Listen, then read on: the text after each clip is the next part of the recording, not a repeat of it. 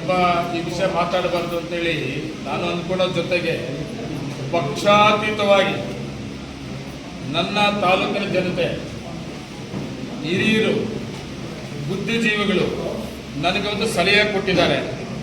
ಯಾವುದೇ ಕಾರಣಕ್ಕೂ ನೀವು ಇದಕ್ಕೆ ಮಾತಾಡಬಾರ್ದು ಅಂತ ಹೇಳಿದ್ದಾರೆ. ಅವ್ರು ಮಾತಾಡ್ಕೊಂಡೇ ಇರಲಿ, ನಿಮ್ಮ ಡೆವಲಪ್ಮೆಂಟ್ಸ್ ಏನಿದೆ ಎಲ್ಲರಿಗೂ ಕಾಣಿಸ್ತಾ ಇದೆ, ನೀವು ಮಾತಾಡಬೇಡಿ ಅಂತ ಹೇಳ್ಬಿಟ್ಟಿದ್ದಾರೆ ನನಗೆ. ದಯವಿಟ್ಟು ನಾನು ಮಾತಾಡಲ್ಲ. ಏನೇ ಆಪಾದನೆಗಳಿರಲಿ ಮಾತಾಡ್ಕೊಂಡೇ ಇರಲಿ, ಆಪಾದನೆ ಮಾಡೋದಿದ್ರೆ ಮಾಡ್ಕೊಂಡೇ ಇರಲಿ. ನಾನು ಮೊನ್ನೆನೇ ರಿಪ್ಲೈ ಕೊಟ್ಟಿದ್ದೀನಿ, ಅಂಕಿ ಅಂಶ ಕೊಟ್ಟಿದ್ದೀನಿ. ಮತ್ತೆ ನಾನು ಅದಕ್ಕೆ ಕೇಳಬೇಡ್ರಿ. ನಾನು ಯಾರನ್ನೂ ಕೂಡ ನಾನು ಬೇರೆ ರೀತಿಯಲ್ಲಿ ನಾನು ಇದು ಮಾಡಲ್ಲ. ನನ್ನ ಸರ್ಕಾರ ಇದೆ, ನನ್ನ ಡೆವಲಪ್ಮೆಂಟ್ಸ್ ಇದೆ, ನನ್ನ ತಾಲೂಕಿನ ಜನತೆ ಇದ್ದಾರೆ. ಅದರಲ್ಲಿ ಒಂದು ವಿಷಯ ಇನ್ನೊಂದೇನೋ ಪಾಪ ನಮ್ಮ ಹುಡುಗನ ಪ್ರಸ್ತಾಪ ಮಾಡವ್ರು, ಯಾರು ಆನಂದ್ ಸಿದ್ಧಾರ್ಥ ಅನ್ನೋ ವಿಷಯ ಪ್ರಸ್ತಾಪ ಮಾಡಿದ್ದಾರೆ.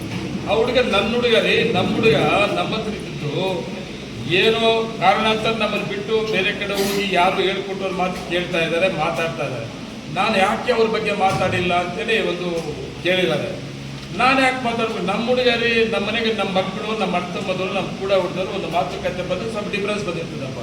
ಆರಾಮಾಗಿದ್ದರೆ ಒಂದಿನ ಎಲ್ಲೋ ಒಂದು ಕಡೆ ಅಣ್ಣನೋ ಅಪ್ಪನೋ ಯಾರೋ ಒಂದು ಕಡೆ ಯಾಕೆ ನಾವು ಹಿಂಗೆ ಮಾಡಿದ್ದೀವಿ ಅಂತೇಳಿ ತಿಳ್ಕೊಳಂಥ ಕಾಲ ಬರ್ತದೆ. ನಾನು ಅವರು ಕೌಂಟ್ರ್ ಕೊಡಂಥವ್ದು ಪಾಪ ಅವನು ನಮ್ಮ ಹುಡುಗ, ನಾನು ಇನ್ನೇನು ಬೇರೆ ಥರ ಇಲ್ಲ.